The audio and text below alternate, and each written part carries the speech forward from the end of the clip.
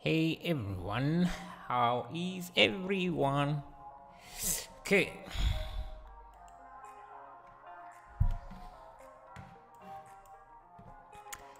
How is everyone? Hope you guys are doing great. Because today we're going to be doing some motion graphics animation and yeah. Hello Screen Kid Dunia, how are you doing? Hope you are doing great. Let me just set up my scene really quickly here so that we can get into it. So last time we did a stream about motion graphics and unfortunately we didn't get to finish it. So today we're going to be a little bit faster so that we can get it done. So I'm just going to get into it right away, and let me just get my timeline here, and let me also reduce it to something like 50 frames, and we're going to start simple and see. First of all, let's first set up our camera. So I'm just going to have it in top view here. Let me also bring it here, and maybe we can also have something in the background as a vignette. Like we're just going to go for the same style. I'm just going to start with a plane like so. Let me also make this screen a bit dark. Hello Arthur Abul Katayek, how are you doing? We are doing some motion graphics. Assalamu alaikum, wa alaikum salam, man, how are you doing? Okay, so let's make this screen so that it has some kind of vignette on it. And actually what I'm going to do is work off center somewhere up there so that I can have all my elements around here. And I think I should also split this so that I have my outliner here. Okay, so now let's create that background. I'm just going to make it very simple. I should also have a UV area just so we can make it, but I don't think it's going to be necessary. So let's start with a gradient, texture gradient. Nice work. Thank you, screen. Thank you. Really appreciate that. Okay, have a sphere. Let me apply the scale of this. I want this to be let's try object. And if you use object, that means that the gradient is going to start from the center of the pivot point, which is what we want because we want to create some kind of a vignette. And I'm going to scale this up. Make sure I'm seeing this. Something like that. Then I can use a color ramp. Make this a little bit bluish, like that. Yeah, now we can start with something simple. I'm just going to start with a loading screen.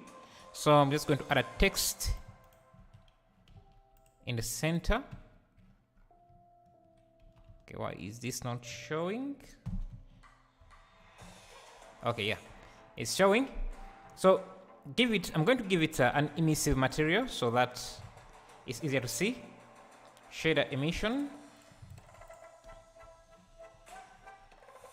Something like that. I'm just going to have it say loading. And let me change the font to something more interesting. Okay, that's not the best font. I'm just going to go under my fonts. So how has your day been? How has your week gone? Has it been great? And just to center it, I'm just going to do something like that. And I guess I can also have it aligned to center.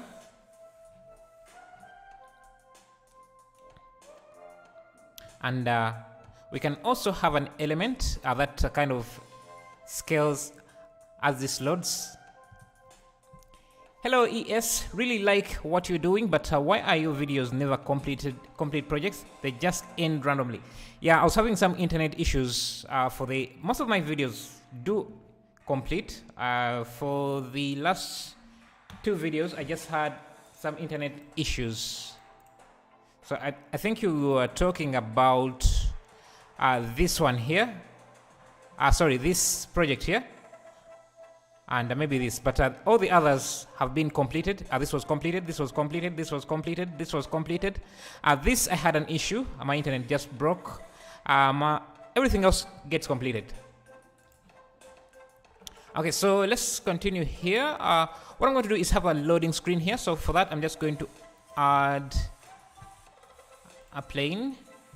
Let me also make sure that it's having the same material. Like this, and I'm just going to scale it on the X like that. Apply the scale, insert. Yes, I want to make that line a bit thin, something like that, and that is going to be our loading screen. Let me give this a bluish color, something like that. And I can duplicate this, scale it in just a bit. I just need to fill this. Maybe scale this in the Y direction, something like that.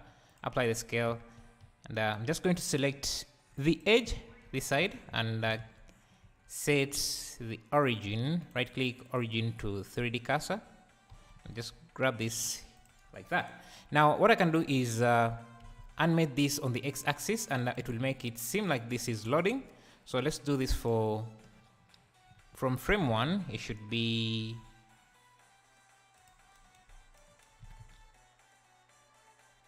around there. And then, if you're working with motion graphics, a tip I can give you is to work with 60 frames per second. It just gives you a much smoother animation. So you're going to have something like that. So let me just save this. So that's a bit too fast. Yeah, so something like that. And now let's think of what else to do. So after this loads, I want it to maybe to disappear, and we just have to work on the disappearing element. So in the center here, what I'm going to do is create a new collection. I'll call it, let me first add a circle. Shift G to clear, Alt G to clear the circle position. At the center, I'm going to move this to a collection called circle or ring 1. And I'm also going to have this ring added as an instance in this area. So then I can come in here and start working on this ring. I'll just give it the same material. Scale it up, insert, hit F, then insert, fillet face. So after this loads, I want this to kind of bounce into the scene. So I'm just going to start with a very small scale. Okay, small scale. And then scales up, something like that. And I'm also going to expand here and have my curves showing so that I can create a bouncing effect. And since I'm only working with the X and Y scale, I think we don't need the location keyframes or the rotation keyframes for now. So just to make my timeline a bit neat, I'm going to get rid of those so that we are only seeing a few keyframes. So right now, you see, we get the loading and then this pops up, but I want it to have some kind of a bouncy effect. So I can come in here, scale it back just a bit, and hello, Juan's Spada. For 60 frames per second, maybe only 50 frames of animation is not enough. Nice, by the way. yeah, so I'm just starting. I'm just going to work in small sequences, and then I'll just go on increasing my frames, because there is no reason, because I want to be able to loop the animation and see how, and preview the animation quickly. That's why you see that I'm working with small increments of frames instead of using the whole 250 frames. So you can see we have that nice bounce effect. And the other thing we can add in here, so after it bounces, we can add in these, I don't know how they call, you would call them, these, yeah. So I'm just going to add a curve, just make sure that it's in the center. Let me first get rid of all the keyframes, have it the same scale, maybe something like that. I'm also going to have, remember, we are working within the ring collection, so that anything we add into this is going to be previewed here. So after it loads, I want this, let me give it the same material, but this time I want it to have an array modifier, and also give it a curve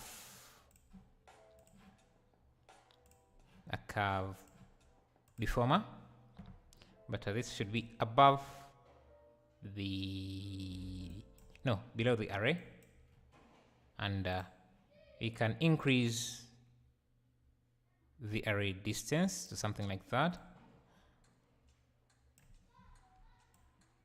Let me see. Actually, this would be a nice animation. So what we can do, let me first push it out a bit. Actually, it's better that way. We can reduce this, maybe reduce the gap. So after this circle pops up around there, we want to animate this count to increase. So let me increase the frames to something like 60. So to increase up to, let's see.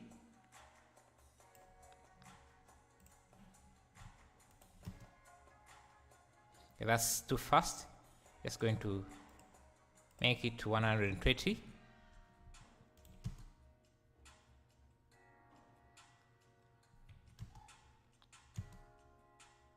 And let's see.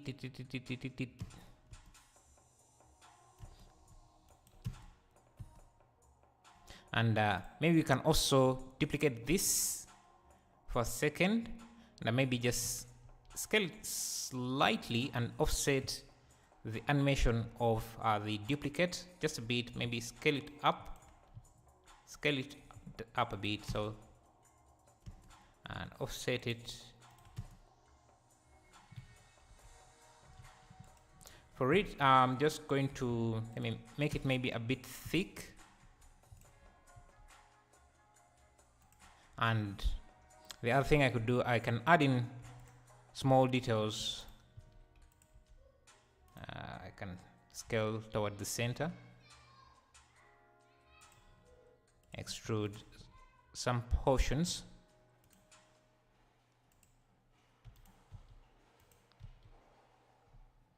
like that.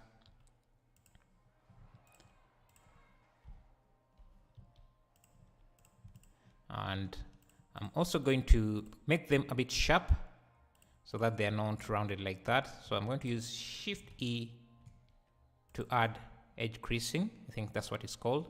I also want these here to be sharp. Shift E.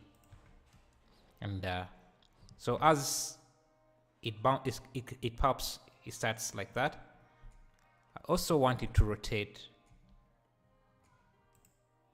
some angle. Oh, cool. Okay. Shivan Raja just ended online class and opened up the best thing. Great to know. So what have you been learning? Okay, this is a bit too fast. So let me get rid of this, push it up. Okay, so I need to offset only the rotation, so let's have something like that and see. You can also expand the curves here, and we are rotating the, I think it would be the Z. It would be the Z rotation. So I can just look at that and preview just a single curve or a single, I don't know how this is called, but you can just select it and Shift H, then why is it not previewing? Okay, I'm still selecting one. Just select one and then select one. Why is it not selecting? Yeah, it's like this. You select it and then use the period key to expand those keyframes. And now I can just drag this so that I can. Okay, it seems I'm offsetting the Z, the scale. I just want to get the Z location, which is this keyframe. Just need to insert at around this frame. You can hit I and then insert only selected channel, and you should add a keyframe for that rotation. Hit top channel 1-on-1. Hello Fire's Creations, how are you doing? I think you meant hi, but I'll take it. Okay, so now we can give this a slight rotation.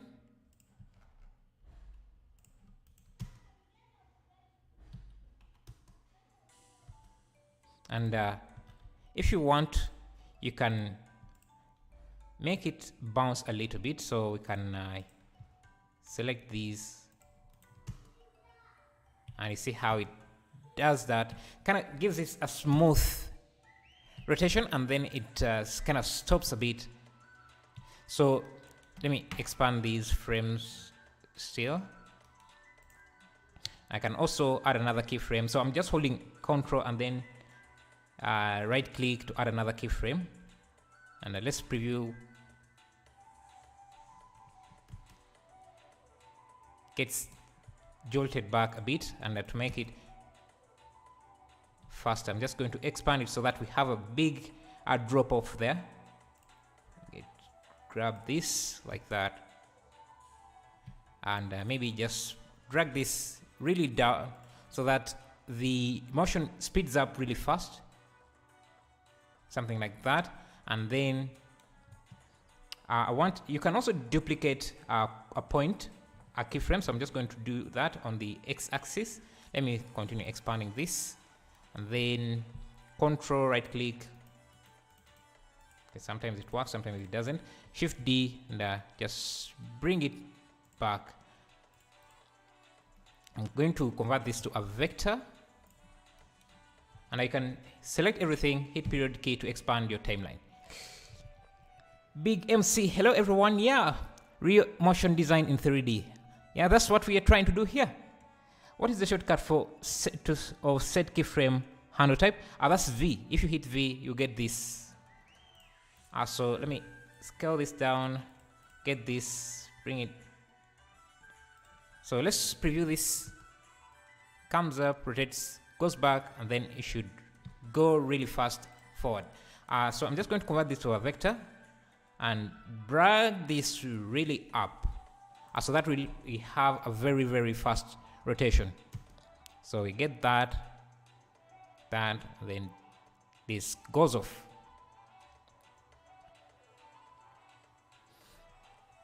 And after the loading, we can get rid of that loading screen. So what I'm going to do is select this loading text, the loading bar, and this, have them in their own collection, call it loading, so that I can easily get rid of them when they're done.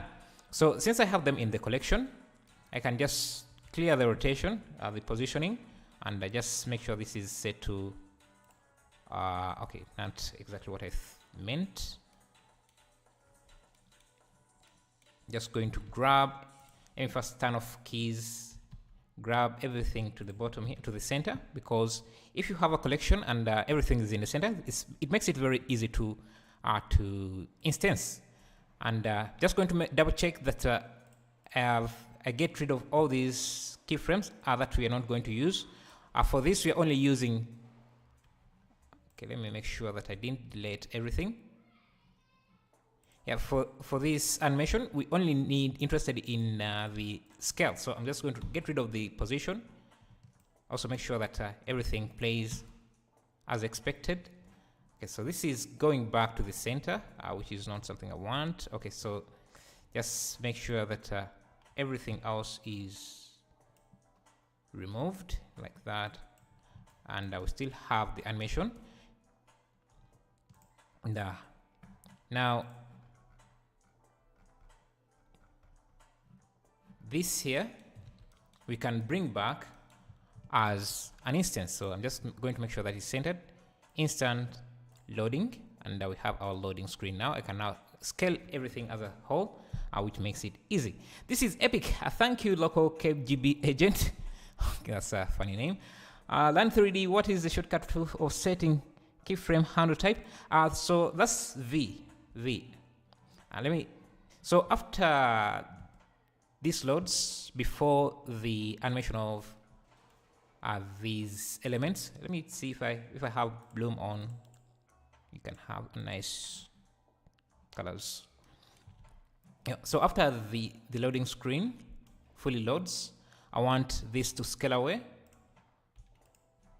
I'm just going to give it a nice scale it in like that, and then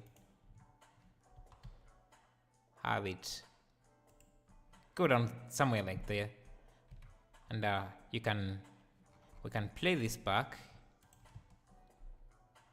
Okay, that's a bit fast, is it? Maybe we leave it for a few seconds. So I'm just going to select these keyframes, and maybe, so let me just set the keyframes to around 100 so that I can easily preview this. So I don't like how it's falling off, so I'm just going to select these and look at, I think that would be my scale keyframes. Select everything, maybe select this, just give it, let me change this to a vector, give it a different fall off, so it's kind of like a whoosh effect, like I think that's much better. So it's like it's dropping off, and as it drops off, we can create a few other elements. So maybe these lines here, just doing something like, I don't know. So for those, we can create, let me see, how can we do this?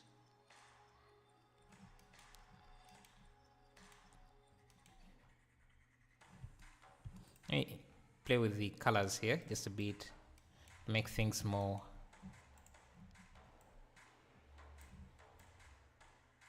interesting, I guess.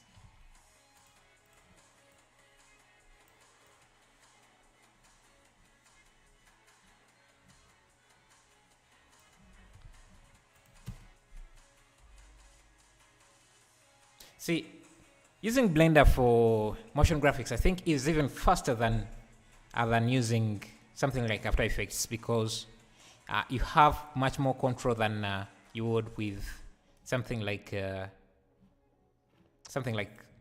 After Effects. Yeah, that's what I want to say.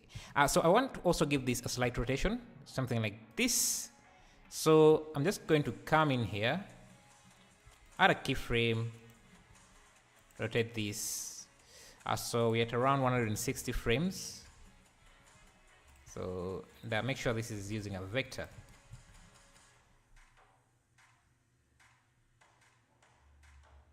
So that's where we are.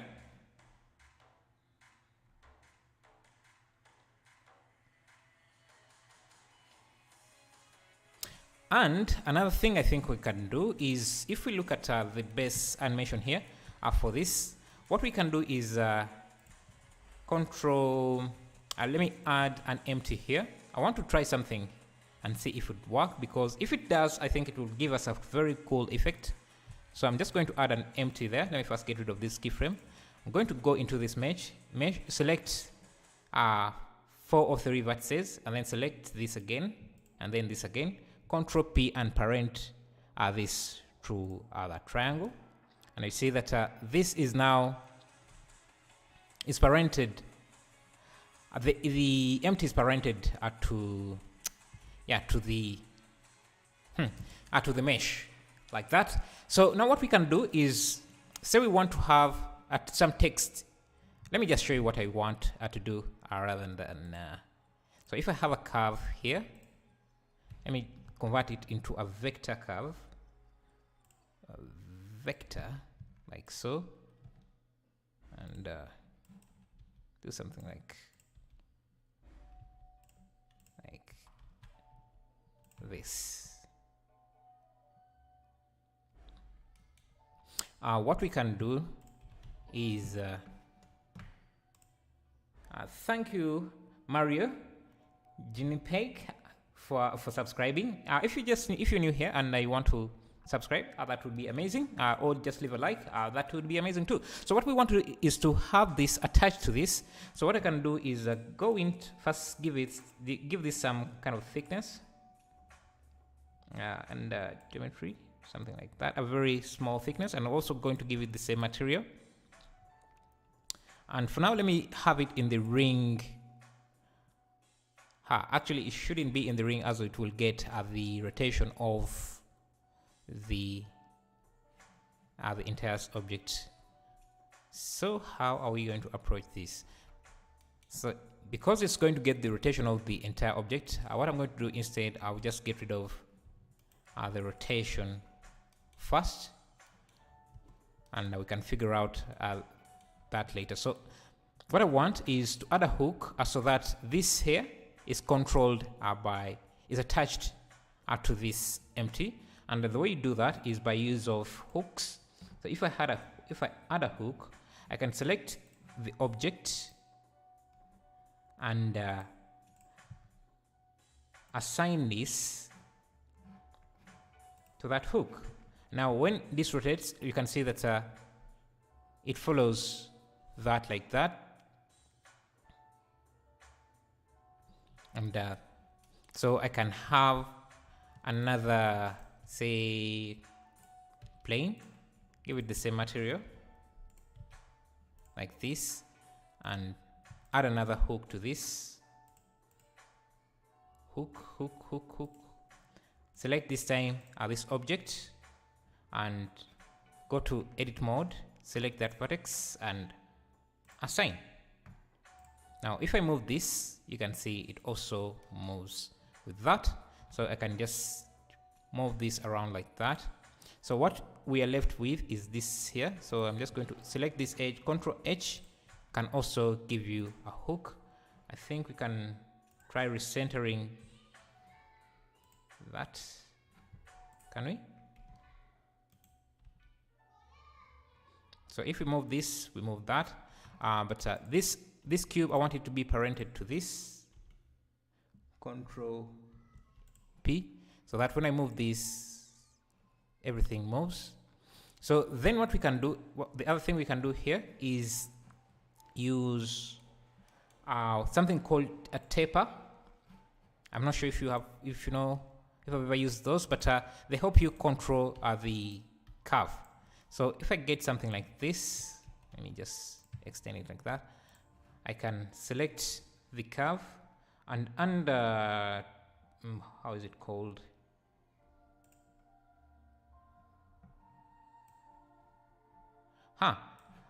Okay, this is a new feature that wasn't available, so we don't really need to use this taper. You can just use this end and start animation to get what we want. And the way you use this is we just have to, because I want the animation to So after this loads,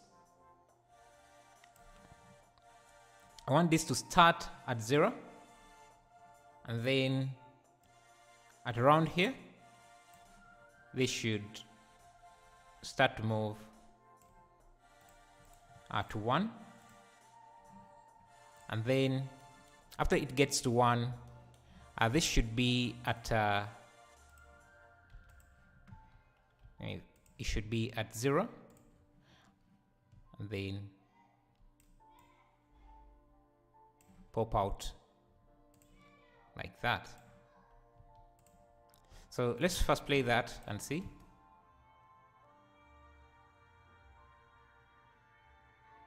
So something like that.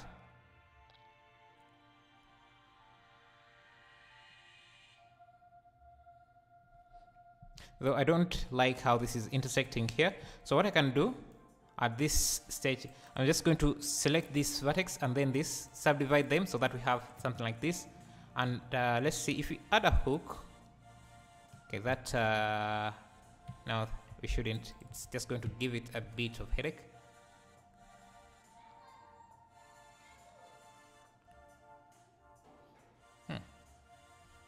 Think that wouldn't be too bad. Let's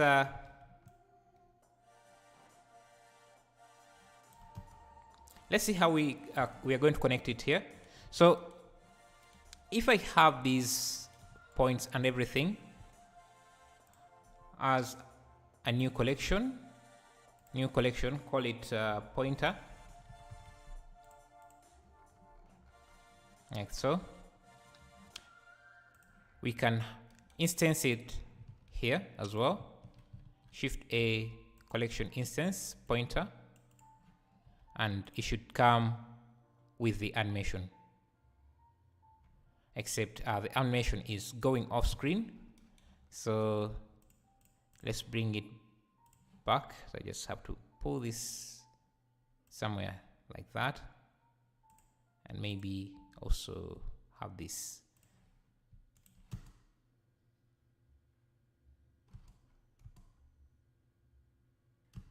Okay, so this, let's just have these control set all to vector, makes it much easier.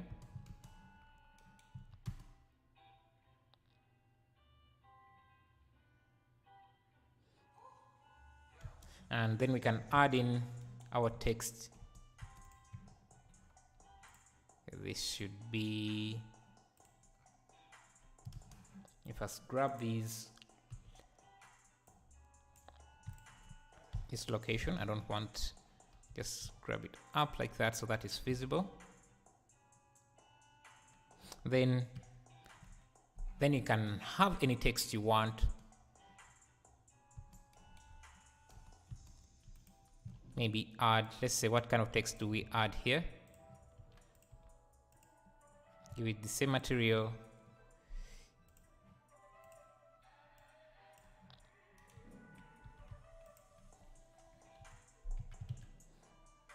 Let's say something like, I don't know, free loaded. And use some sci-fi font. Let's see, which one this? Actually, this should be in this collection. So in the ring collection, or in the, what collection is this in? In the pointer collection. Pointer collection and parented to that cube. So this would just come from this side. So after this pops out, I want to add a keyframe at around there. Scale this in until it almost doesn't, it's not visible. So we have something like that.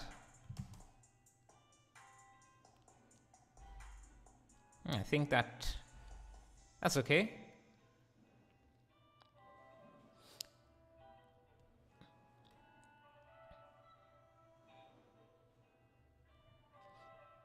That is okay. Oh, another thing we could do,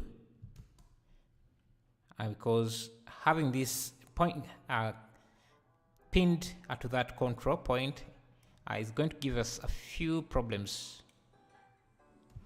But we can start working on other interesting things. So I was on Google and I was looking for some ideas to use. So let's start adding in more things like that. So say for example, we want to create a bar like this. Let me first save that. And I'm just going to create this as a separate module. So I'm going to call this, let me first start with a grid, shift, add a plane, and create a new, call it grid module. And I want it to be in the center. So let me first get rid of all these, the pointer, the ring, and the loading, so that I can work on the grid module separately. I want it to be in the center, and the grid module, I want it to be around here. So I will instance it there. Grid module. Right now it's just a simple plane, and I don't need it to be scaled. So now I can come in here and start with giving it a new material. Let me scale it to something like this. So actually we can have it start like that, and I'll give it a wireframe modifier, subdivide it a few steps.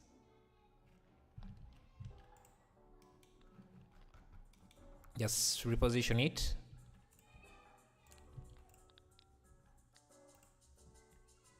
So something like that. That's going to be our grid. And if you can, the top sides, this top edge is not there, so I'm just going to delete the edges there, which doesn't really give me what I wanted. But let's start adding in the numbers, the scale for this. So I'm just going to add a text, and I think there is a vertical, you can tie from top to left, remember, something like that.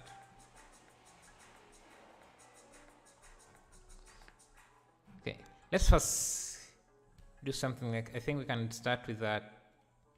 Use the same thing, use the same scale, 6, 5, 4, 3, 2, 1, and 0.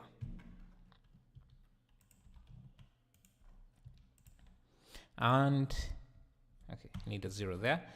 Let me get a better font. Make sure this is also using the same material.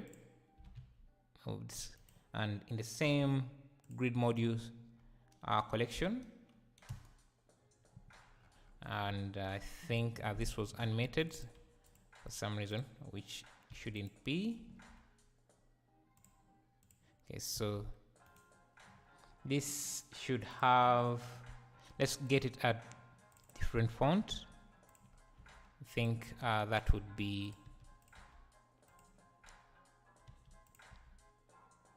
yeah, something like that.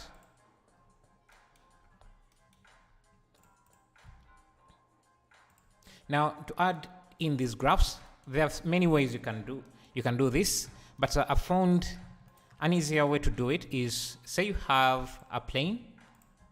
Let me also make sure that's in the grid system. I'm just going to give it a new material. This time we can use an emission, and then transparent. Blend the two. And in the settings here, I'm going to make sure this has no shadow, but has a blending mode, like that. Now we can make it fully transparent or slightly transparent. Now the color, we can use a greenish color like they have there.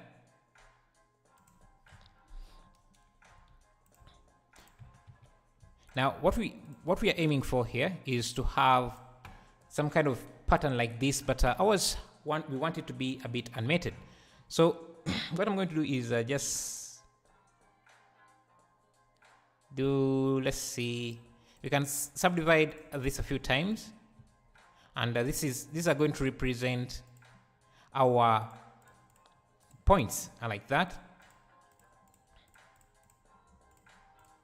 And now we can add hooks to these points.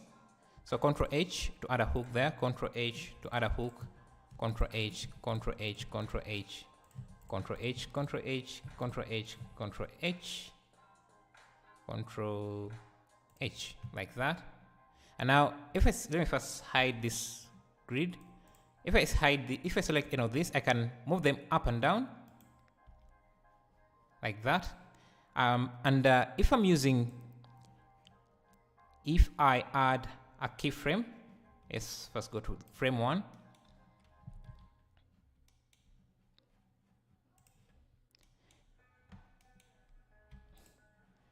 And I only want to animate the y-axis, so I'm going to get rid of all these other axes,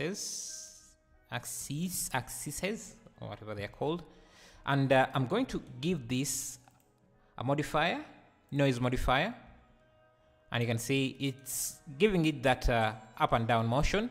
If I bring up the scale, or if I bring up the strength, you see what we get. And if I scale this, I can slow down the motion to be something like that. Now, the other thing I can do is copy that, and let me grab all these, give them some keyframes, and just get rid of all the other keyframes except the Y, and then paste in. Select this and then paste in that modifier. Now we're getting the same animation, but what I want is to offset or change the phase, which will randomize that a bit to have something like that, and it gives us that illusion that we have a graph animated. I have to do this for every other thing. Let me see if I can just, and yeah, okay, so I can just want to grab this. I want to see if I can deselect. Okay, just going to do this manually, I guess. Just want to delete these because they will get in the way if I don't. Paste the modifier, change the phase. Now we have a random graph. Just have to repeat this for all the other points we have.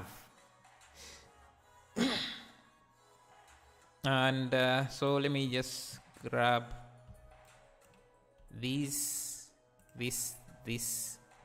paste that in, change the phase, select this, delete all the others, paste in, change the phase, get this, delete.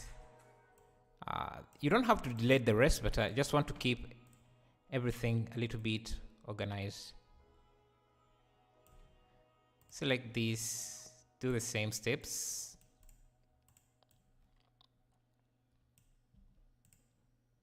So I want to know, what programs do you use for motion graphics?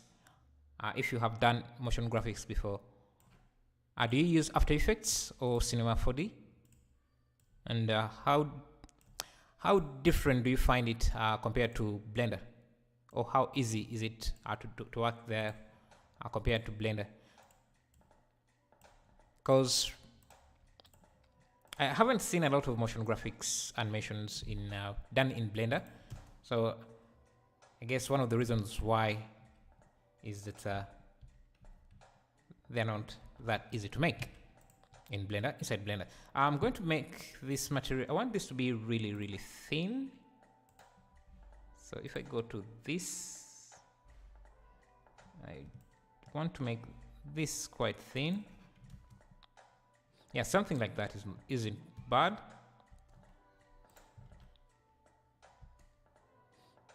And we could duplicate this so that we have two graphs. Actually, let's do that. Let me see if I can make this a little bit transparent like that.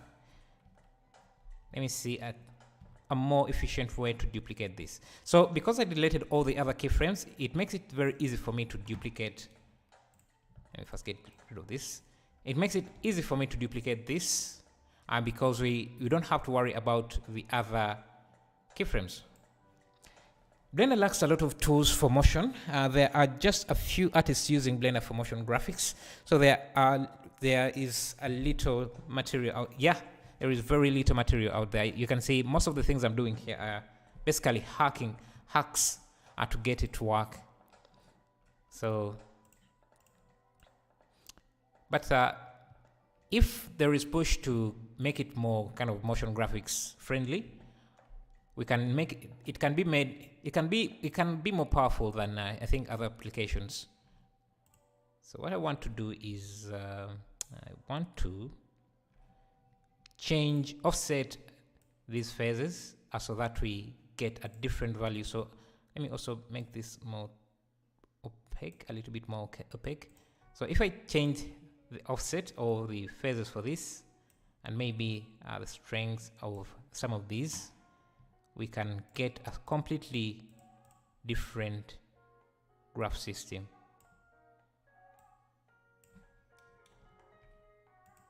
So the phase option is like the noise is like adding randomness or noise. So that's what we have for now, and I think it looks not bad. Looks good, I think. What do you think?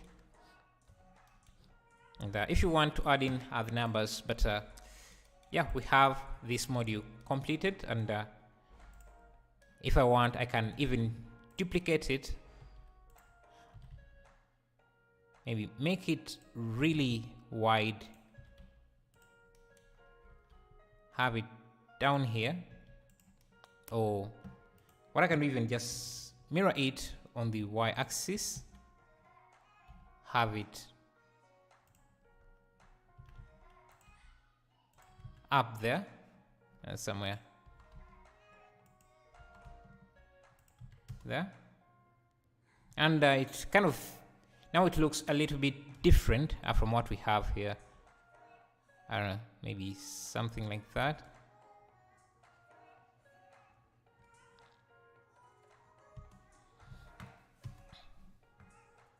So we have our loading sign, we get the graph, and what we can do, we can assume that the loading sign is just to load in the graphics. So we can animate this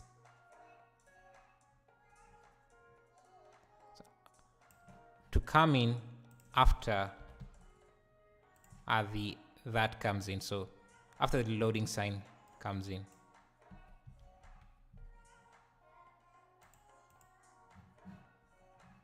So at around here, we also want this to come in, and same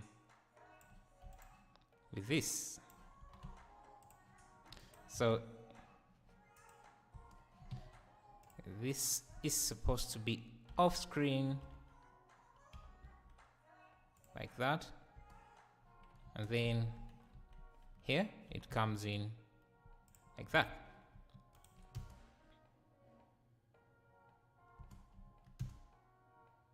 And the other thing we can do, let me see if this will work, because I want to duplicate some of these elements.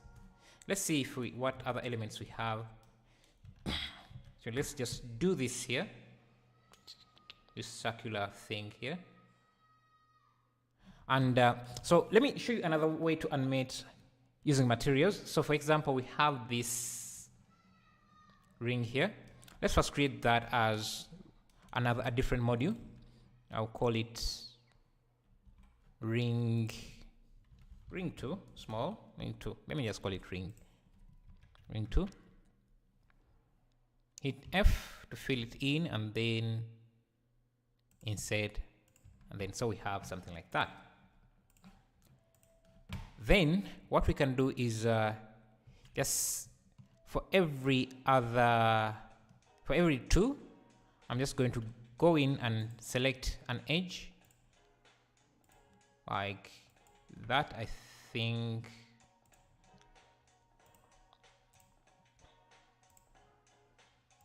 yeah, something like that, and then Control B to bevel those edges slightly, delete them so that we have our ring like that. So I think I missed one here, but that's okay. So we have something like this, and what we are going to do is actually it made a mistake. Before you delete those faces, actually you don't even have to delete them, just so we make things a bit easier. What we can do is create a mask, shader, vertex weight. Make sure you have those faces selected like that, and then in vertex paint have this face selection or paint mask turned on, and then Shift K. We need to have a mask for those, so we want to do something like Shift K, so we have a black and white mask like that. If I start a new material, we're going to use a diffuse, a shader emission, and then a transparency, a shader transparency. We can blend the two like this. And now we created a mask using vertex colors, which gives us those lines, so we can use that as a factor here to mask off or to make those areas transparent. So if I go in here, just turn on alpha blend, you can see that now those parts are transparent. Now what I want is to have the same color gradient, so what I can do is UV unwrap this. I wish I had somewhere to UV unwrap this from, so let me just split this and have a UV editor. I can UV unwrap this, but instead of having this kind of projection, I can use UV follow active codes, and that should give me a UV. I wanted a straight UV, so let's see. I think this would be this here would be much better. Follow active codes. Okay, it's still stretched. Let's see.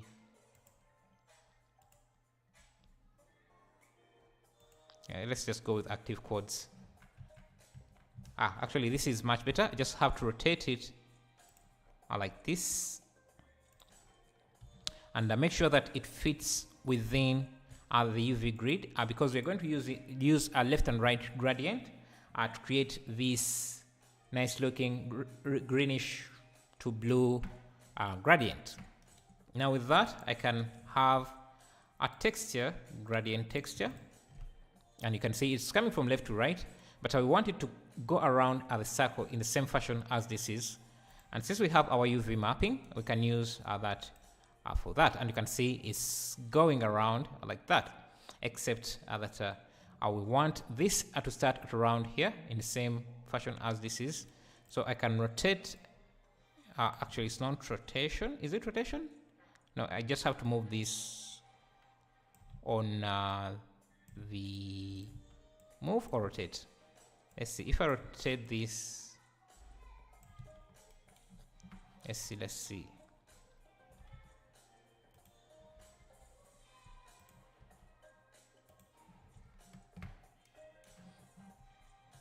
To make this easier, I'm just going to, let me see. This is not,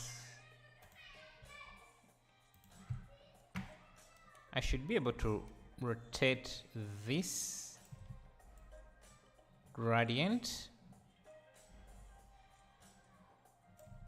It's rotating, but not exactly in a way that I want it to. Oh, I think it is rotating. The problem is that our seam is in a different position. So what we can do is just create a color ramp. Okay, let me make sure that my internet is good. We just have to use a color ramp and create other colors we want. So we want a greenish and a bluish color. So something like that. If we use that as the emission color, you see what we are going for. Now, I haven't figured out why this. Let me see. If I select this, let me see. This seam. Why?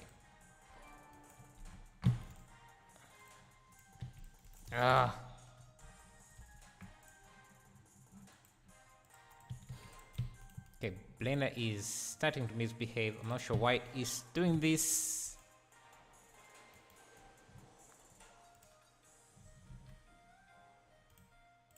Okay, I can't seem to get rid of this cursor for some reason. I don't think I have saved yet, so this is becoming a big issue for me. If I hit escape, let me.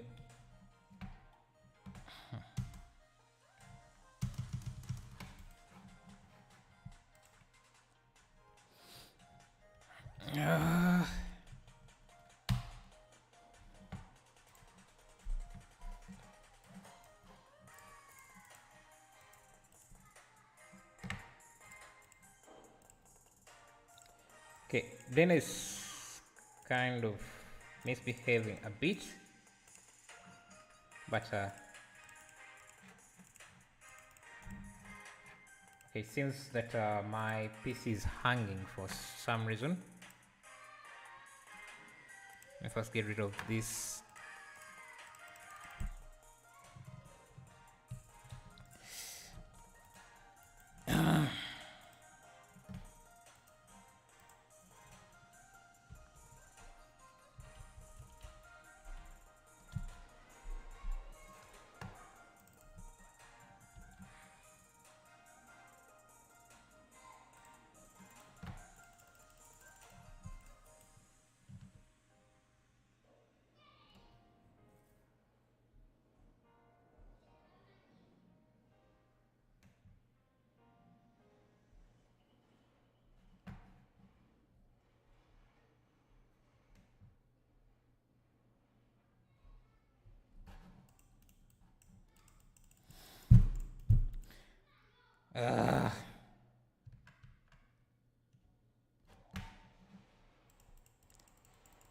Okay, so everything is hung and I can't really do anything with my cursor for some reason. It doesn't seem to click or do anything. And just try.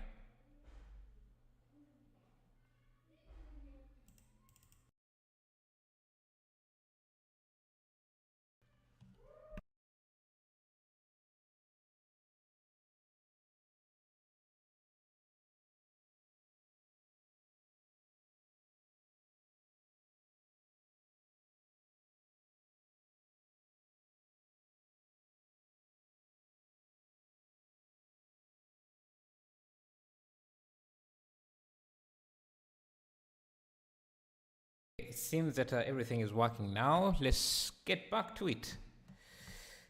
I'm not sure what happened, but my keys, my cursor wasn't really active. It was just moving, but not doing anything else. So let's get back to where we were. Bring back the music. Yeah. So this is where we are. And since we already have this as a grid, as ring 2, we can also just bring it as a module and have it somewhere, maybe here. So instance this as ring 2. Okay, where it doesn't seem to have anything in it. Let me bring back my Moziki. And as I do that, we can preview the animation as it loads. Music.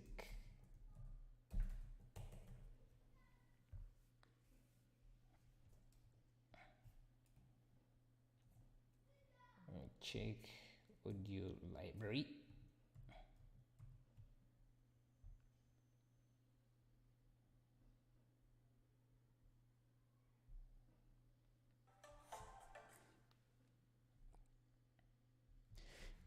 Okay, so this is where we are right now. Hopefully,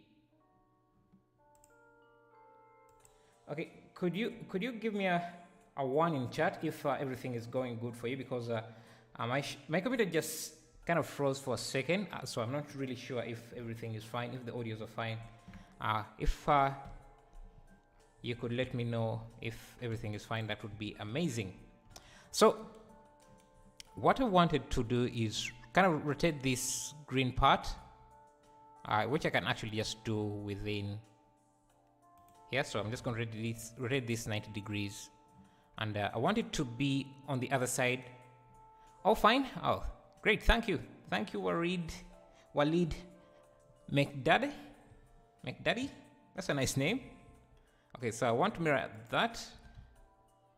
And if you move this on the x-axis of the grid, you can see we can move the gradient like that, or we can do this. Hello, Skyward FPV. So you guys today just decided to be very, very quiet, but I'm glad you are around anyways. So I can choose to rotate this around like this, and this can also be a nice way to kind of create some bit of animation. You can also use the rotation Z, that can also do. Now I want this to be in ring and the ring collection, so that, and I'm just going to make sure that it's at the center of our world, so that I can easily instance it here. So instance collection ring 2. So I want this to be here. So let's create 3 or 4 of these. Maybe get rid of this keyframe, duplicate this. Yes, something like that. Just evenly space them. Okay. Now we can use a text here. Do the same thing. Say this is 25% or whatever. Give it the same color. I'll just use an emission shader. Hello 3D design, how are you doing? Glad to see you back. Just use an emissive. Let's go with a greenish color. And if for some reason you can't see it in the viewport, that's usually because it's kind of intersecting with the background. So I'm just going to select these layers and just bring them a little bit up. So we have something like that, and I'm going to change this to a more interesting font. Now, one of the issues we have in Blender is that you don't really have a way to animate text so that it's changing, but you can do it with Python scripting, which I'm not sure you might be interested in watching me do. So I won't be doing that in this episode. So I'm just going to leave this unanimated, not animated. Okay, why is this not a %? Okay, this is a nice font.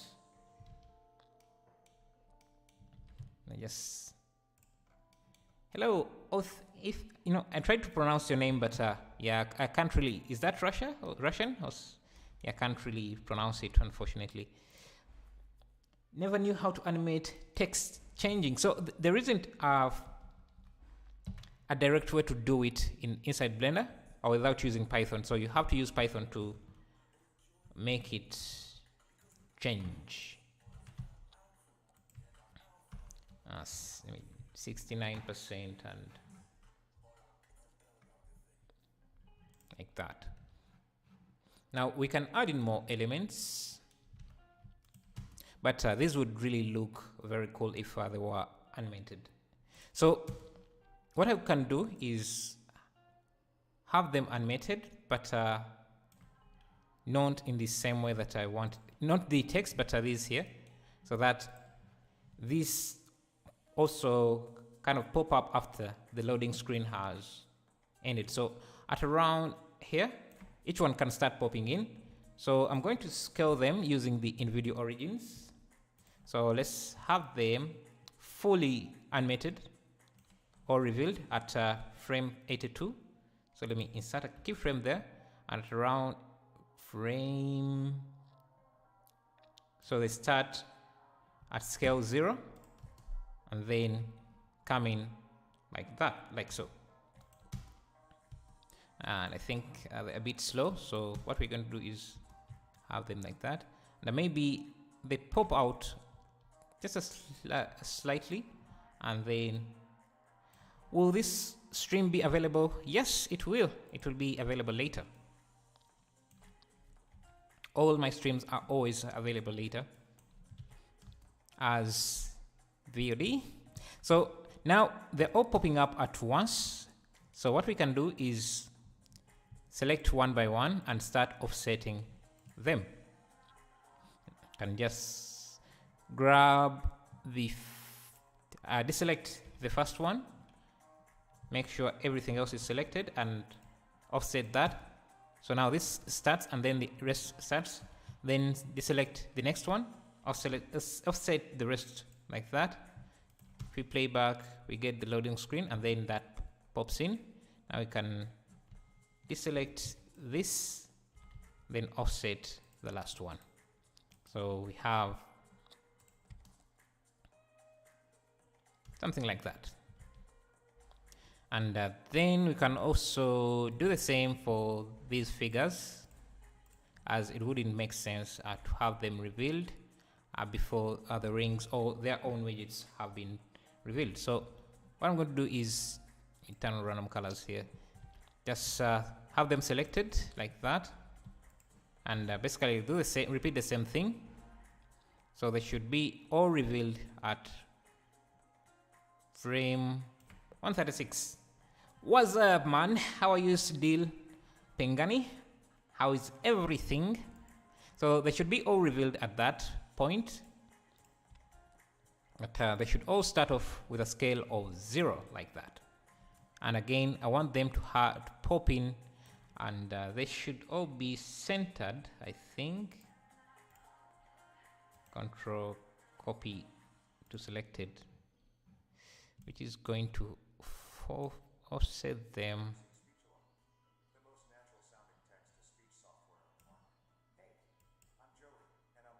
And just going to recenter them like that. Get rid of this keyframe.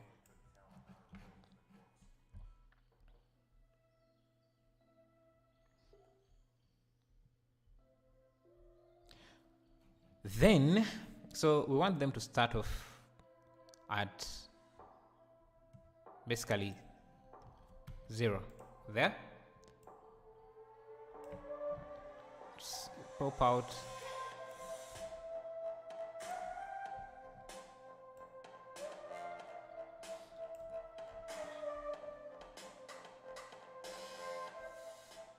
Now all is left is offsetting their animation. So let's start with one here with 25. So 25 should come in at around here, just a little bit later, and maybe it should come in faster than that.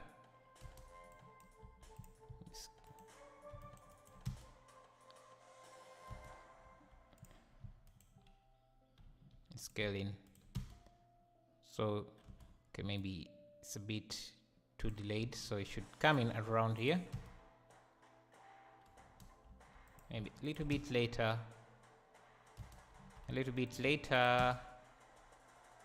yeah, something like that. Do the same for this. This should be brought in closer.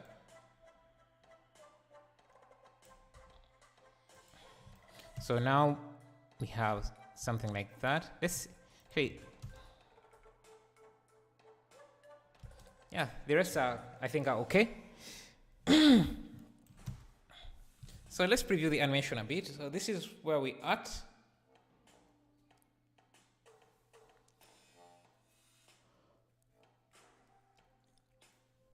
So since we are working with a 3D application, we can add in some 3D elements. Let's try using a Suzanne head, maybe somewhere in here, and create a futuristic material. And just give him a small shade. Please make a playlist of all the past live streams. I think I can do that. Think I will do that. We can start with an emission material, emissive material, and use something I have never tried. I haven't tried is the converter. That converts a shader to RGB. Let's see how this looks. Not that different. Let's try using a diffuse or glass to RGB. It really doesn't do much. Anyway, so what I want to do is create a futuristic material so that we have Suzanne here rotating randomly like this. And maybe we can first create the random rotation of Suzanne.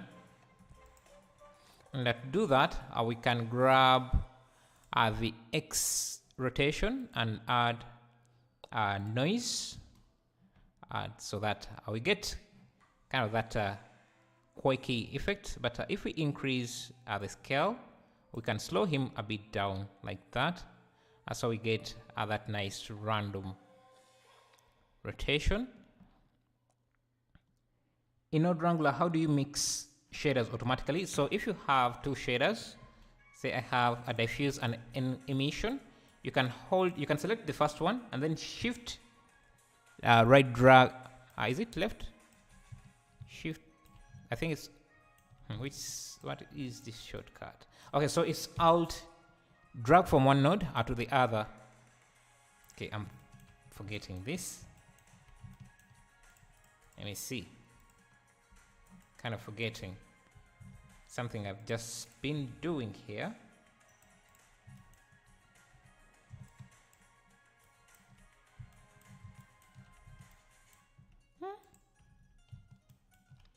I've been literally doing this and I'm forgetting.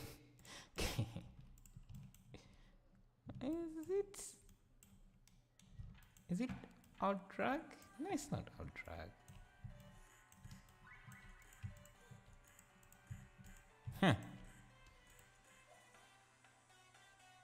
Sorry, I rewind to see it from the beginning. I'm learning game development. That's okay, man. That's okay. Well, I saw you before. I couldn't figure. No, I'm forgetting how I did it. I do this on a regular basis, and now I'm literally forgetting something. It's supposed to be Alt D, I think, but Alt D is giving me a different thing. Now, yeah, Control Shift D.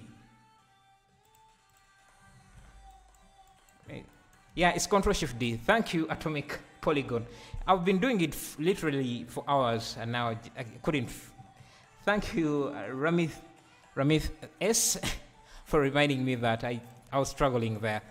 But yeah, let's get back to this. So what I want to do is a realistic, kind of a futuristic shader. So let's try using a glossy material.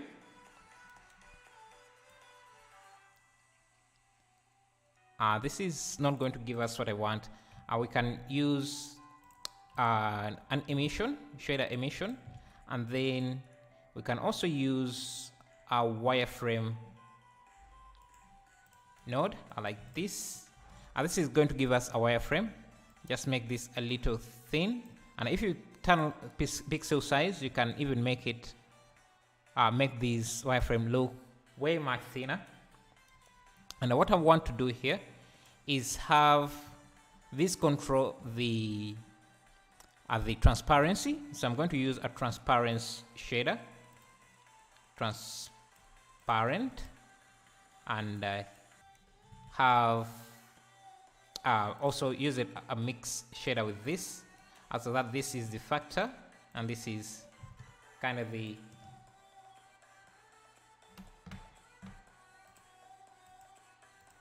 and this use the transparency as that. So then I can come in here, make sure that I have alpha blend turned on. So I have that, and I think I need to switch this to the bottom. So we have that. I also need to bring this a little bit up.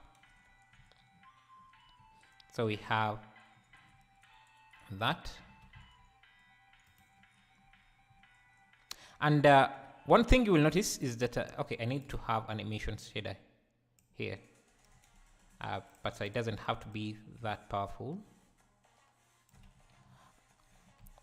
So because we are seeing the back faces or the back vertices or edges of this mesh, we can't really make out the shape exactly. So what I can do is, I think, bring in the, what is it called?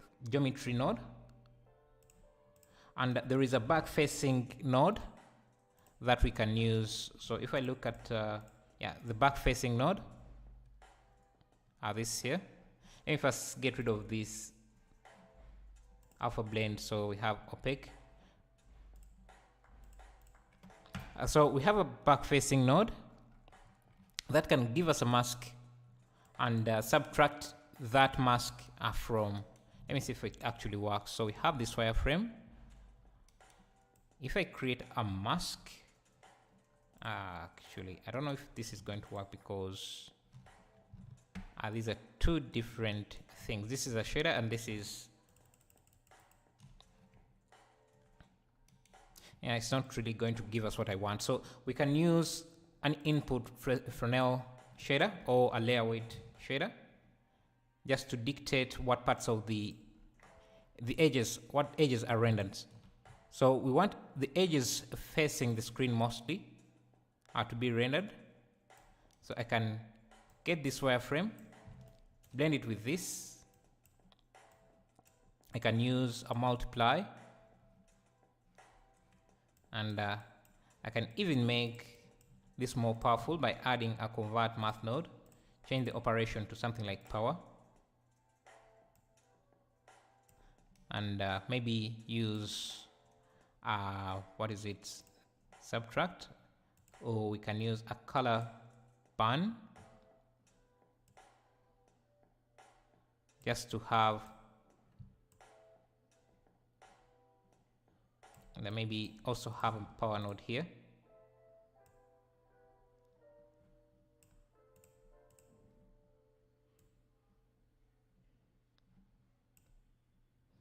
It doesn't seem to work very well there, and you can see we are getting this kind of futuristic material. Now what we can do now is just use that for the transparency. Just have to make this blend.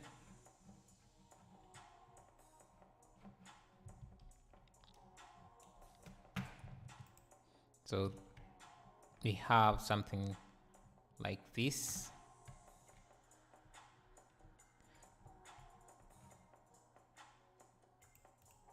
Let's try alpha hashed. I think alpha hashed would give us better results.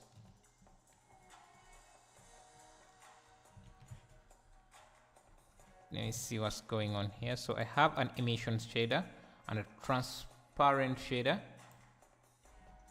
and let's see. Yeah, it's supposed to look like this. The emission shader should be here, on the opposite side. Now I can just control, if I control the blend, I can control how much of the mesh we are revealing.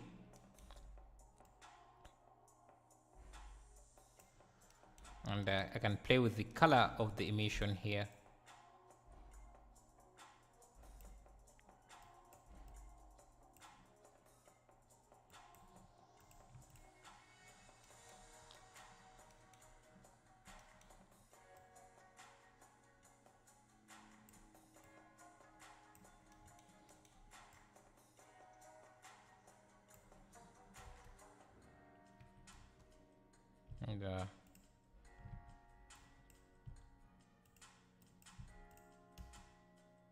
and we want this to kind of rotate constantly, so I'm going to use the Z rotation, and if I add a modifier, I can add a cycle, a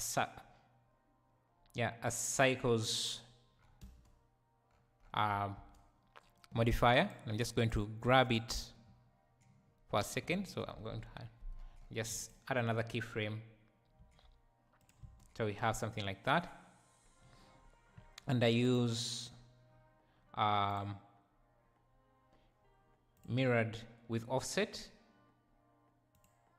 and for after, and so that kind of gives us that interpolation.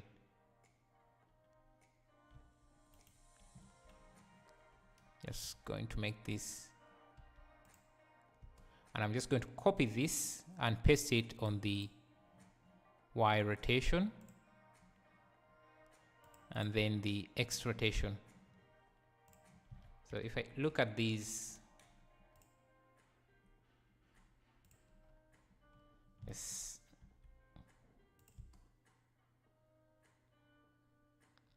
we have something like that.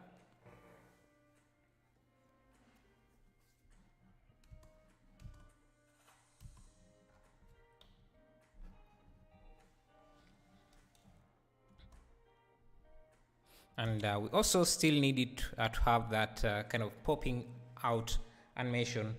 And what we can do is, let me see, we have the loading screen, and then we get that ring. So what I can do,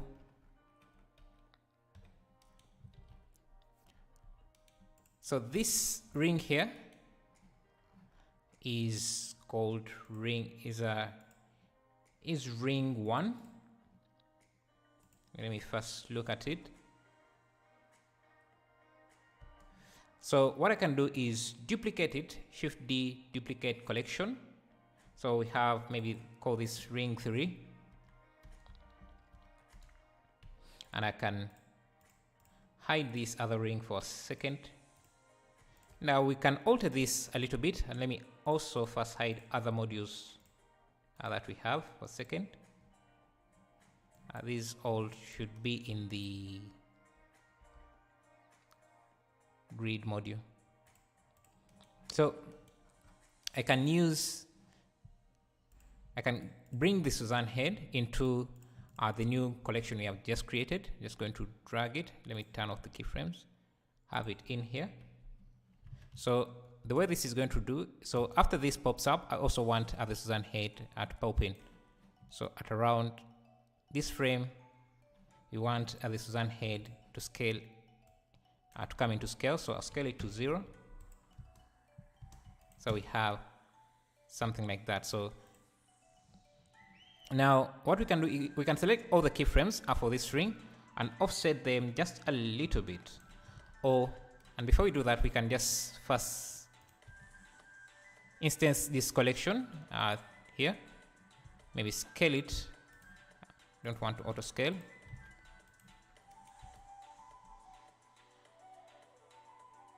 Okay, so this is supposed to be ring 3.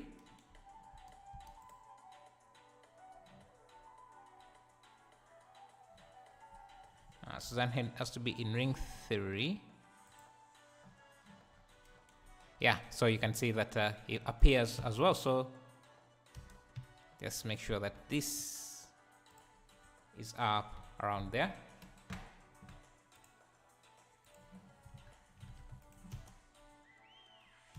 So I want to offset the animation, and to do that, unfortunately, there is no way to offset the animation of an empty a collection. Let me see if there is, because I'm kind of forgetting. Hey, thank you Zen TV for subscribing. Let me see, because I think I saw something like offsetting a linked object animation in Blender. Because if you can do that, how to animate node? How to enable linked object, allow animation, so it doesn't seem to work. So what we're just going to do is go back to the ring animation, select all the keyframe and just offset them manually. So they come in later after everything has loaded. So that loads and then this loads, but maybe just a little bit there. So this is what we have so far. And this, I don't want this eye here to be there before everything loads. So at this point here, it should be scaled down to 0 and then revealed. That you just need to find ring 1, I think, and do the same. So it should start off scaled down to 0.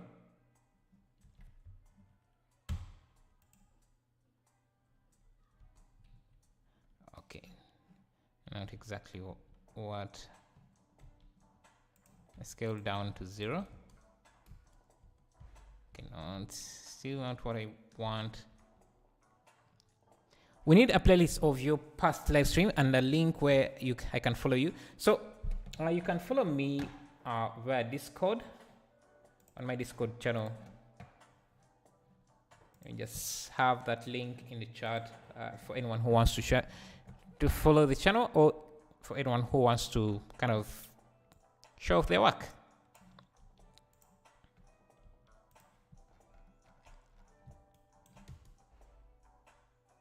Yeah, so we have that.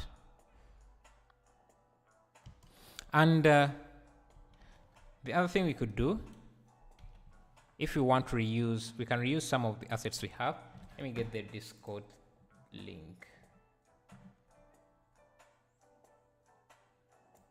Invite, copy, and so you can just paste everything there. I'll create the playlist after I'm done with this live stream. So what I can do now is we want to add in a few extra layers just so we have something that looks more interesting. So I'm going to pull this. Hello, Thien. Thank you. And how are you? Thank you too. What I'm going to do is duplicate this and just have another layer here. I'm just trying this out to see if this will work. So if I add a text underneath here, let me see if this will work. Just some random text. Because this is opaque, we won't be able to see it. But if we create a new material with transmission and turn on screen space reflections and refractions, and give this an alpha blend and screen space reflections.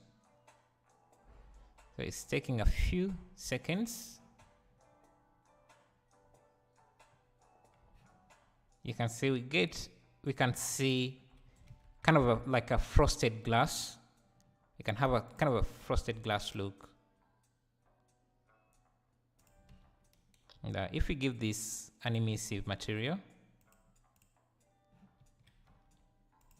and make this really glossy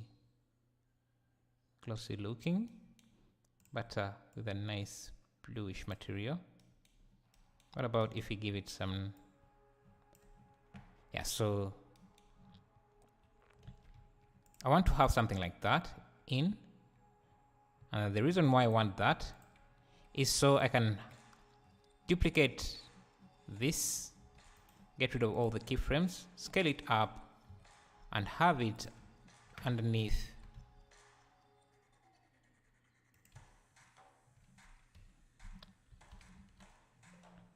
Maybe scale it up And if you look closely, you can see, hopefully you can see that details are through the YouTube compression.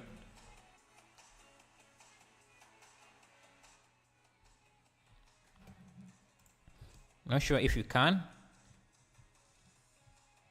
Okay, where is this?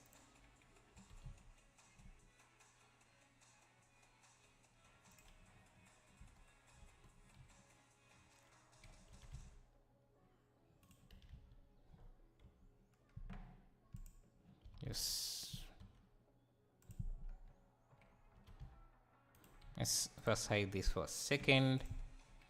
Grab this.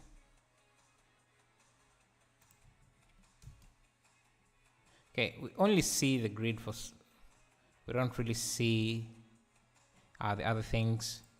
Maybe we can reduce on the roughness.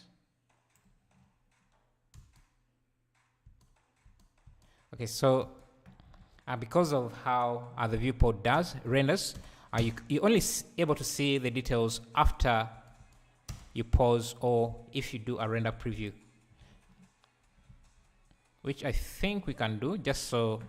Let me just set that up really quickly. So I'm just going to render this at 50 frames, sorry, 50%, and I'll just save into my temp folder. We're just going to create a quick render preview and see how this is going to look. So let's do render animation. Okay, I also like the vignetting that we are getting here, and you can already see the grid is there. Okay, we're getting that loading screen.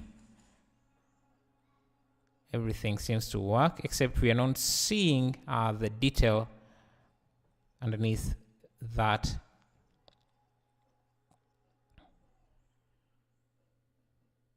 So, okay. Let's play this back and see view animation. Render view animation. Okay, so this is what we get. And I think what we can do here, this is only the grid is showing up here.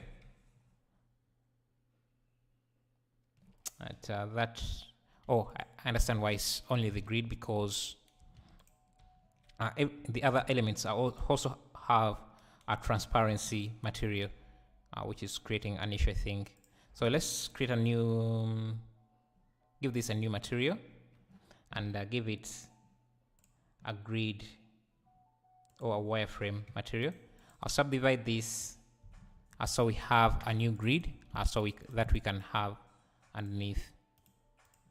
And what we can do here is have this slightly animated, and I can make this less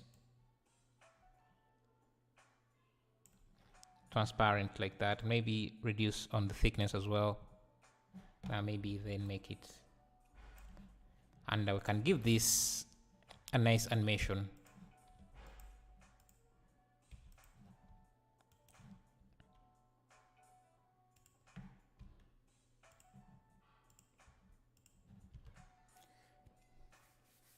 $75 likes. Amazing. Thank you. Thank you, guys. And if you're just getting here and you haven't left a like, it would be amazing if you did. Okay, I think now things are looking much better. And another thing we can do is we already have this here. We have this, actually, let's use the ring 3, which has our Suzanne head. We just have to scale it up really big. Just put it under. It doesn't really come out very as I hoped it would, but that's okay. We can, you know what, we can actually we can duplicate ring 3, duplicate ring 3, duplicate, shift, right click, duplicate. Where is duplicate? Oh, I need to duplicate the actual collection. This here, duplicate collection. Now let me have a look at it. So this here, and we can switch it out with a different object. For example, let me see what other object. Let me see in my asset library, which is my add-on. You can get. Actually, this time around, let me do a quick promo for my other add-on, the cloth library add-on. So let's use what here? Let's use this jacket from my cloth library add-on.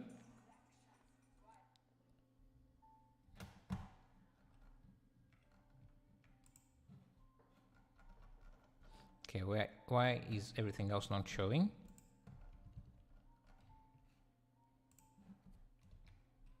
Oh, okay, this is slightly larger than I expected, so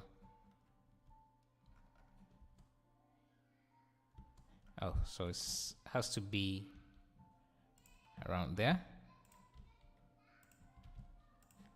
And what I'm going to do is just copy Suzanne's animation using Ctrl L, link animation data. Okay, it's not going to give us what I want. Oh, thank you for subscribing. I'm not sure. Shab, thank you. And anyone who did, and I didn't read out your name. So I'm just going to have the same material as the Suzanne. Link materials. You can see we have a nice shot in there. And we also want him to have the same animation as the Suzanne head. So, but I deleted the Suzanne head. So what I'm going to do is just select this, Ctrl L, link animation data. Now, the problem is we are getting this is too big for what I want. I'm just going to scale it in edit mode and just rotate it to be upright and centered in the same position as where Suzanne head was.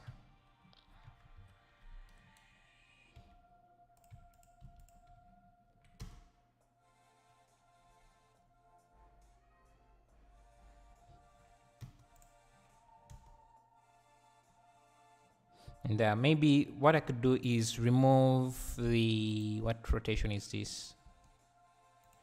The X rotation. Is it the X rotation that I should be removing, or yeah, the Z rotation, or the Y rotation? Actually, not the Z rotation.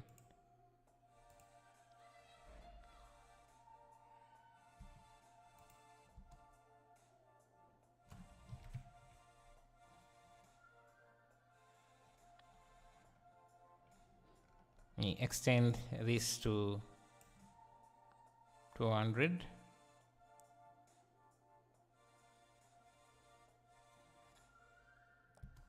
And now this is going to be ring 4. Let me call this ring 4. Ring 4. Let me disable it and just instance it somewhere here.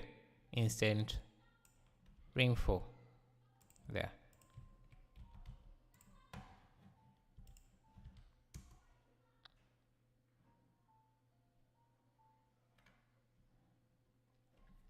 And let's do a quick render preview, because when you do the render preview, it gives you a better look of the resolution so that you know what you're getting.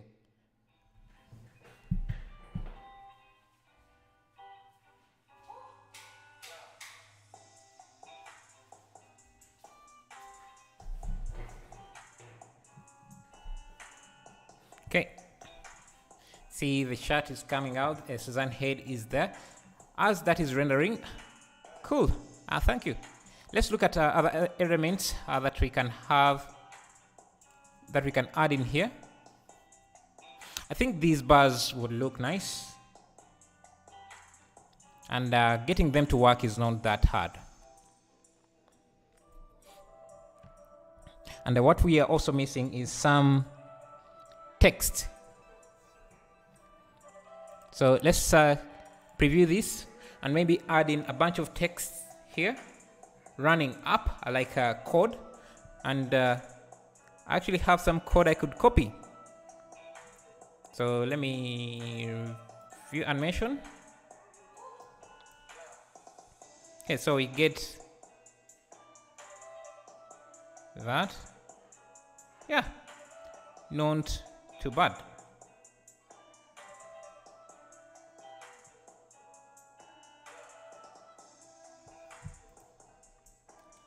Okay, so let me get rid of this. So we just have a plain green thing like that. The other thing we could do is add in some code to run a module of code. So let me create a new module. I'll start with a text. Shift G so that it's in the center. I'm just going to copy code I've written myself. Let me see something that looks interesting, something like this. Now the issue is we are not going to get the colors. So I'm just going to copy everything here. Let me close this. Just paste it in here. And we have some nice line of code. Now, the issue we're going to have is a way to mask this code.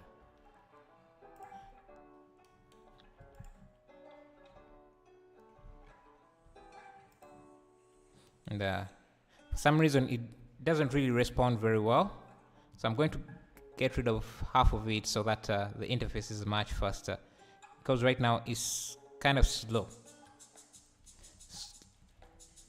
Okay, so let's have something like this as our code, and what we can do is put it behind a plane.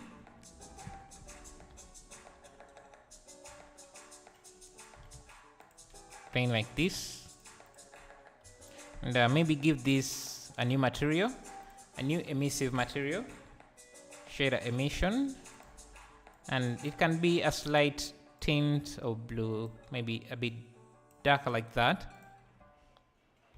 And this code can be, let's change the font. Fonts.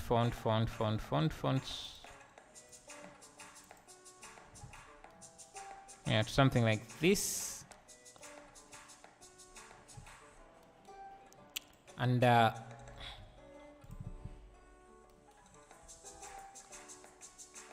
okay, for some reason text doesn't seem to respond very well in Blender, because I'm seeing it's kind of laggy. But let's see what we can do with that. So I'm going to give this some animation. Another way I want this to be animated is I want it to kind of have a stepping animation. So I'm going to animate it to start from 0 and then go all the way to where the code ends.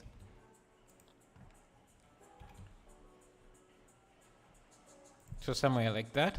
So right now we have a linear animation, but if you go to your modifiers and we only want to animate the Y location, so we don't need, you can get rid of the other keyframes. If you add a step animation, let me zoom in a bit so that you can see what it's doing. You can see it's adding in these steps here, and I can increase the step size, and what that will do is have that kind of jagged animation that usually you would see with code.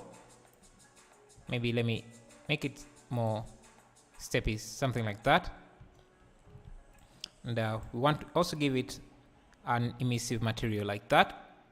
Now the issue we are running into is everything of this code is showing. So what I'm going to do is use a new material, or a gradient mask to mask out that. So I'm going to use a texture gradient mask, And right now you can see that the gradient is running from left to right.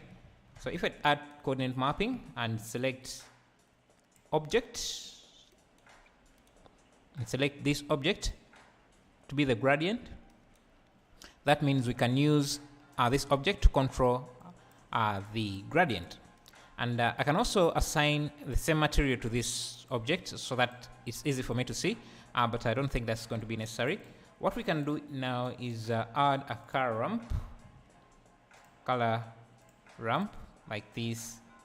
Let me first turn off these so you can see where the gradient is. You can see how it looks, but I want it to be just top bottom, so I can rotate this on the, let's see, yeah, on the x-axis, on the z-axis 90 degrees,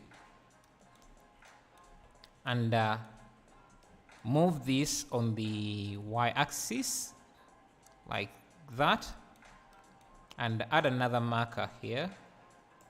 This can be black, and now we can see where our code is going to be in that white area. So we can either choose to use, we can add another node here, just make it white, push it this side and this side,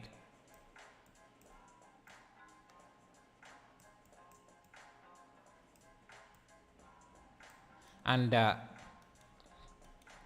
if I have a shader, transparent shader, and just blend the two here, I can use this new mask we have just created to cut off those areas. And since we are using Eevee, we need to also turn on blending mode, alpha blend, and turn off any shadows, so we have something like this.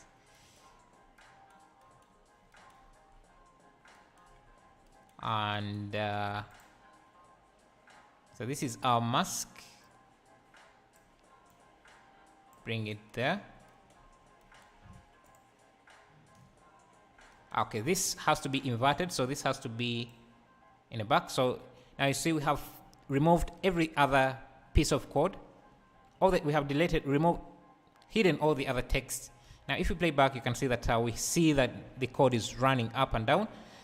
We need to make this a little bit larger, our mask a bit larger, by scaling it up.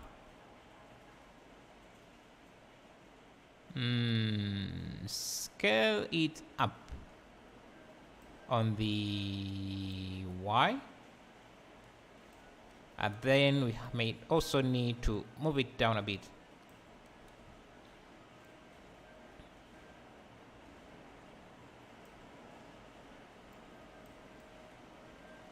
Yeah, so that's our code module, and to make it more fancy, we can shape this to be something.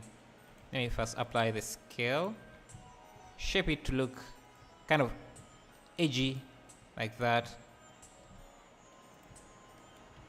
and if you want, you can add a scroll bar. Maybe give it the same material, give it the same material, just animate it going the opposite direction.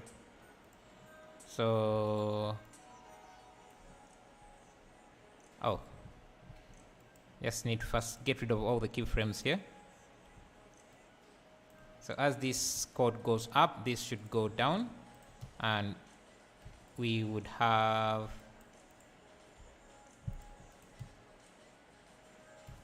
this has to be vector, and maybe we can first get rid of all these. Maybe just have this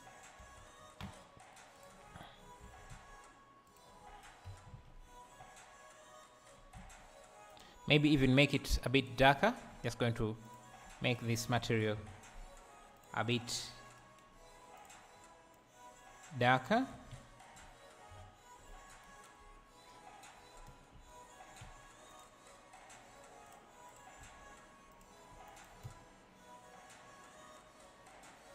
And I think You might also need to add in like a scroll area for this bar. Scroll in. Just give it a new material.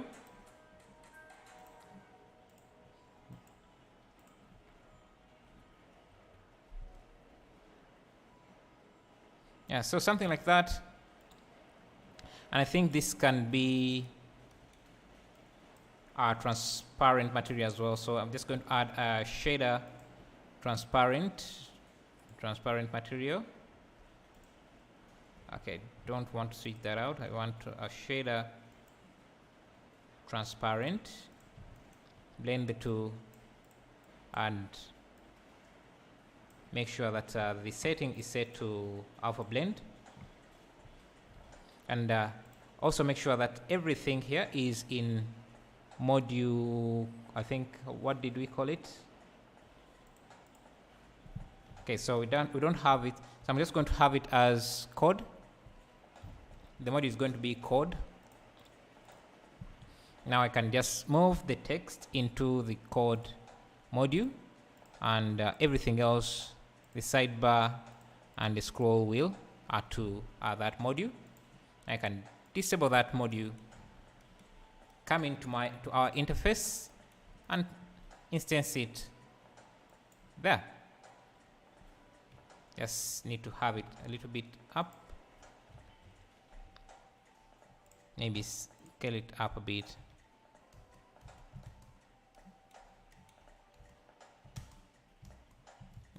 Just let's see what's going on here, because I don't think the code is very visible.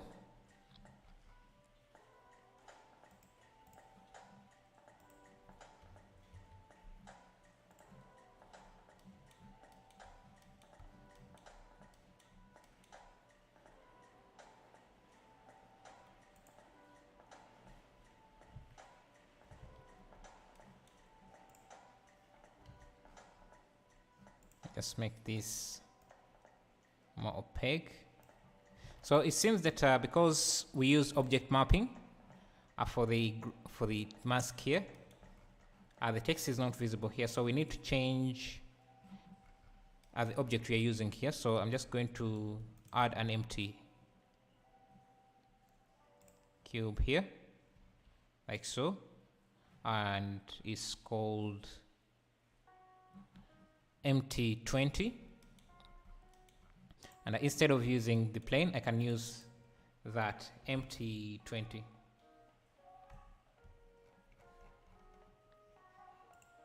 And now that you can see that our code comes up, which is exactly what we want.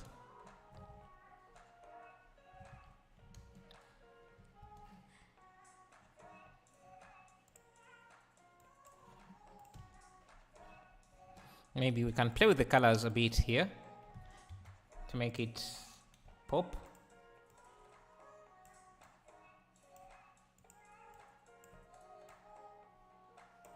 Okay, if we make it darker like that, it can even look better. So again, as is also a widget, we also want it to only load in after the loading screen has come in. So around here,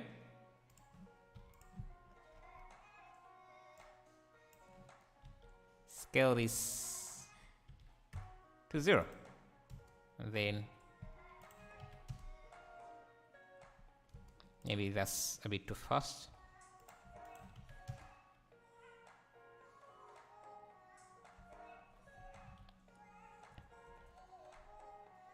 And since we already have that text,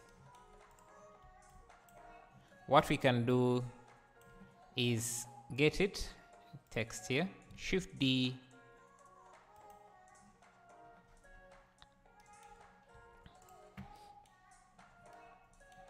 just have it in the background there. What I'm going to do is give it a different material. Just duplicate these and get rid of all these masks. because code always looks very great in here. So it's going to again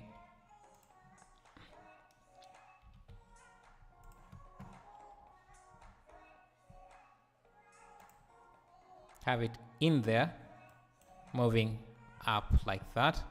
Again, we have to go back to the Y location and just do the same thing. Since we have the modifier still there, we can just do that.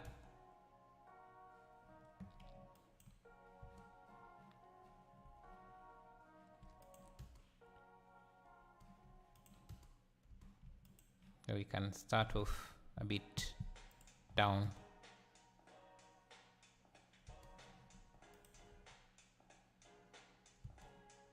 And we can reuse the same code here, or the same thing here.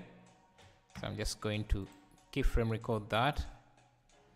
Then on the next frame, just move it back. Just make sure this is set to vector.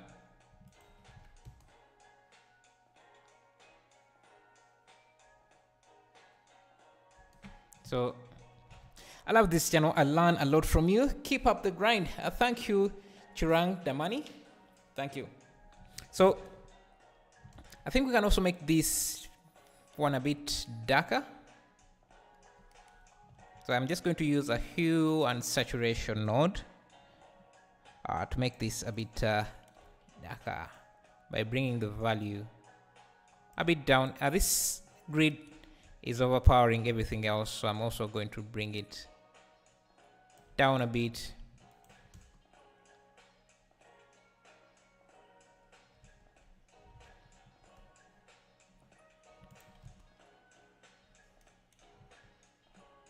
So we have the loading screen, and we have that. Okay, for some reason this is now less powerful. So let's go to, what grid was this? This is ring 1. It needs to be bright. This has to be bright. Okay, so it seems that, let me first bring that back. So the grid is using the same material as that, which is not what we want. Yeah, so now we can hide that.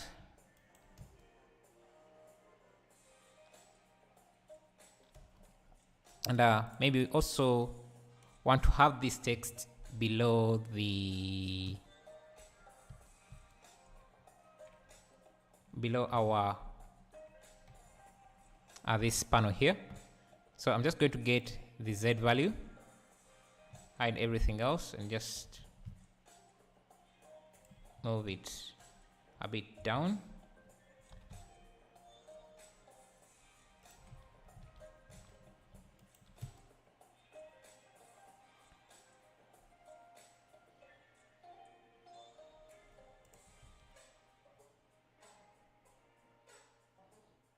So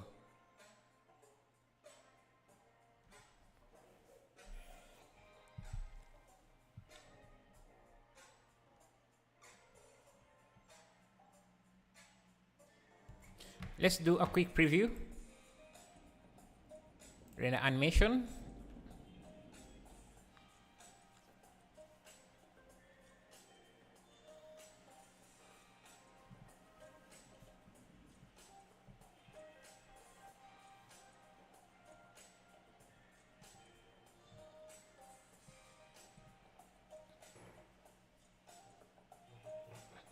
Our modules start loading.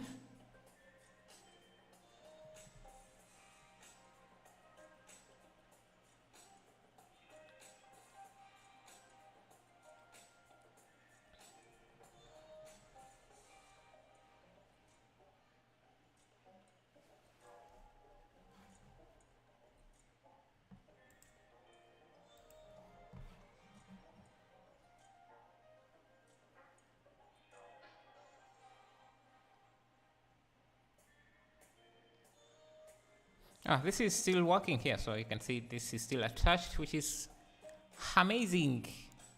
Okay, so let's preview the animation.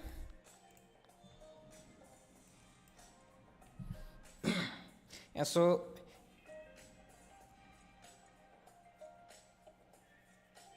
that's, I don't think that's good. I think it's not that bad. We can obviously add more details to this, but yeah, what we would want to add more is the text, this percentage working, and I think I showed you how to do that using Python in the previous stream. Let me see, what else can we add? Maybe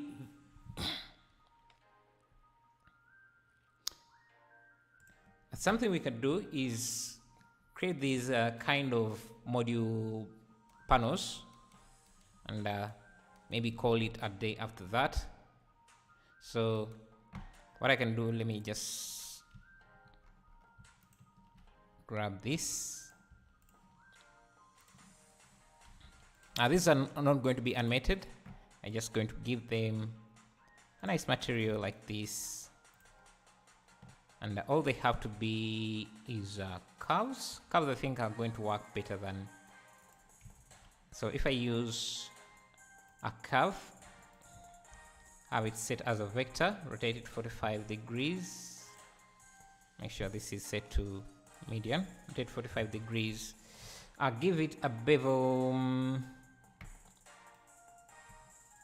Just a slight bevel so that it can render.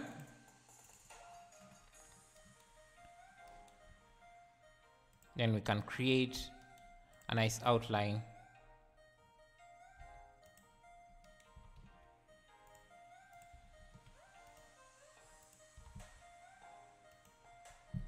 Okay, you know what? Let me just use a plane like this and give it, I think we can give it a wireframe like this, and it will make it easier for us to draw these boundaries. Just Control B.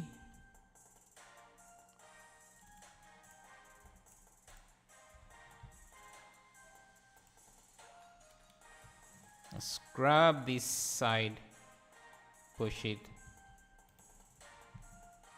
Let's select these edges, subdivide.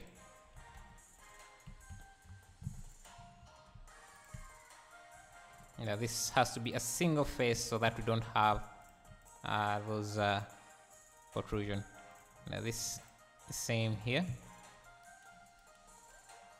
and can also bevel this edge up to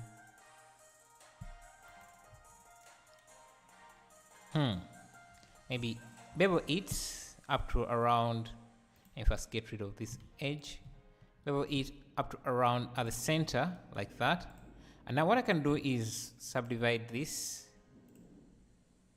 and subdivide it further. Just grab this edge until it's at that point, and grab this edge till it's at that point. I can have my cursor there, then use the spin tool. Actually, I want this to be around there.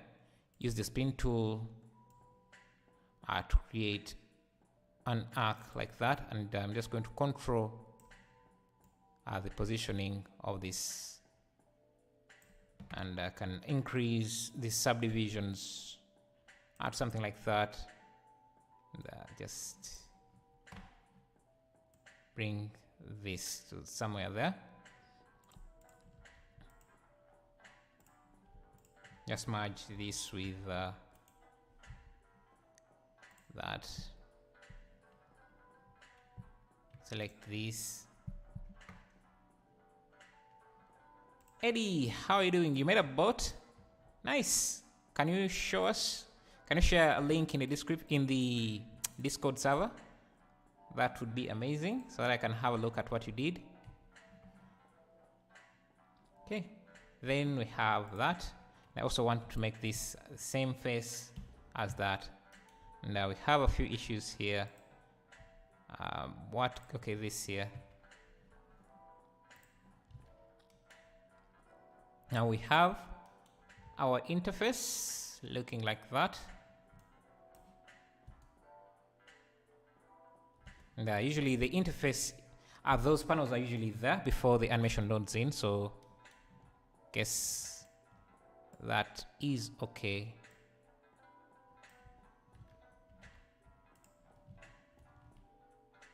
Maybe round off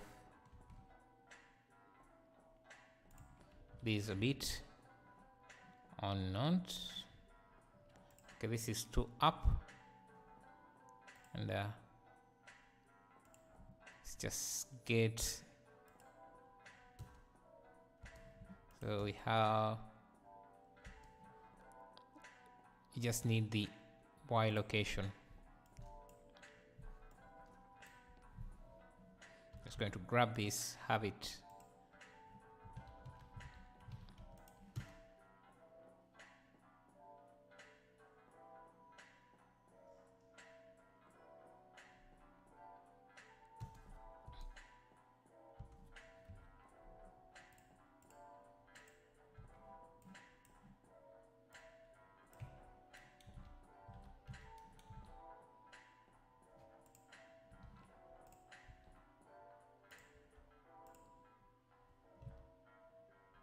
Yeah, maybe we need to work on the colors for this one here.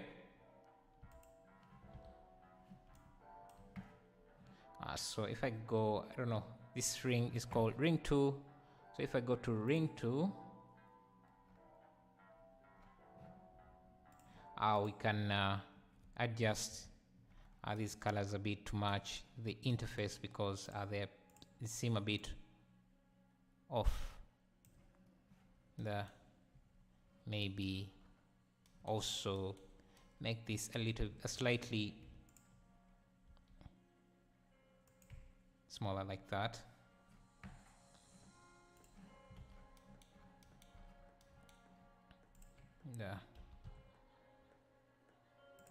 We need it lower.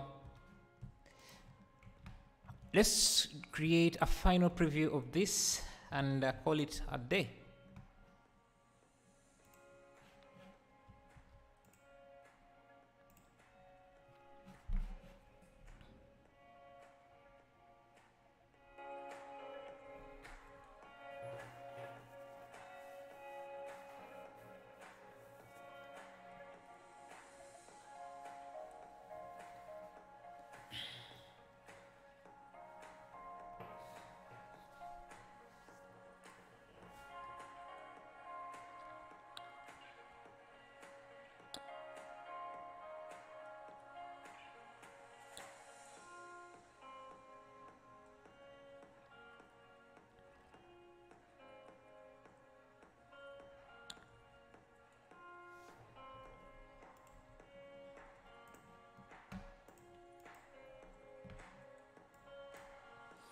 So this is what we have done. Obviously, there are a few improvements we can make, but for now, this is it. Thank you for coming. If you haven't left a like, please do. It really helps out the channel. And if you're new here and you haven't subscribed, it would be amazing if you did. But for now, that's it. I'll see you in the next video. Thank you for coming.